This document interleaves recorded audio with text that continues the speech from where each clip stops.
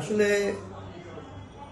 যারা হত্যা করেছে তারা দুষ্কৃতিত না, তারা হলো ছাত্রলীগ রাজনীতির সাথে জড়িত। তারা হত্যার মাধ্যম দিয়েই তাদের রাজনীতি শুরু।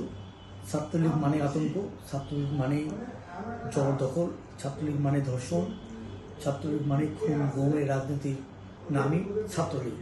সে ছাত্রলীগ এখনো বসে নেই। কখনো তারা হিন্দু সেজে শাহবাগে, কখনো তারা রিক্সাওয়ালা সেজে রিক্সাওয়ালাদের মিছিলে, কখনো তারা মসজিদ মন্দিরে হামলা, এবং সর্বশেষ ঢাকা বিশ্ববিদ্যালয়ে যে ঘটনা, ন্যাক্কারজনক ঘটনা, পিটিয়ে মারা হলো, আমরা তীব্র নিন্দা ও প্রতিবাদ জানাই। আসলে ছাত্রলীগ, আওয়ামী লীগ তাদের জন্মই হত্যার মাধ্যমে তাদের আবির্ভাব। বাংলাদেশ জাতীয়তাবাদী ছাত্রদল কোনো সময় হত্যার রাজনীতি করেনি, কোনো হত্যার সাথে তারা জড়িত না, এবং পৃথিবীর ইতিহাসে দক্ষিণ এশিয়ার সর্বশ্রেষ্ঠ ছাত্র সংগঠন বাংলাদেশ ছাত্রদল, বিএনপির আদর্শে, শহীদ রাষ্ট্রপতি জিয়া রহমানের আদর্শে, তারেক রহমানের আদর্শে, বেগম খালেদা জিয়ার দেশ নেত্রী বেগম খালেদা জিয়ার আদর্শেই তারা সঙ্গীত। আসলে ছাত্রলীগ যেভাবে অত্যাচার, নির্যাতন এবং তারা যেভাবে পরিকল্পনা করছে দেশকে একটি অরাজকতা সৃষ্টি করার জন্য, সেটা এখনো কখনো দেশপ্রেমিক জনতা হতে দিবে না, এবং বাংলাদেশ জাতীয়তাবাদী দল বিএনপি হতে দিবে না।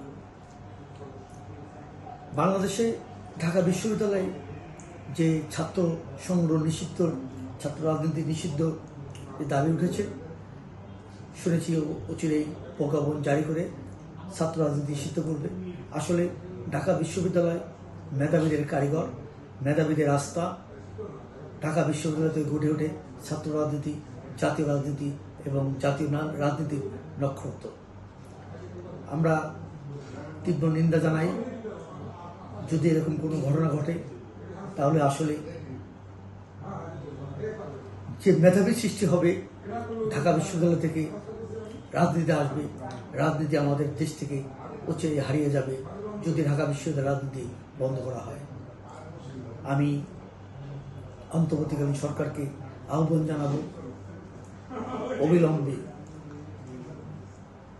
দেশে একটি দিক নির্দেশনা এবং গঠনমূলক কিভাবে কোন কোন সেক্টরে সংস্কার হবে, কোন কোন সেক্টরে কাজ করে আগামীতে একটি জাতীয় নির্বাচন, অন্তর্বর্তীকালীন সরকারের অধীনে একটি নির্বাচিত সরকার নেতৃত্বে পরিচালিত হবে, সে ব্যবস্থা করার জোর দাবি জানাচ্ছি।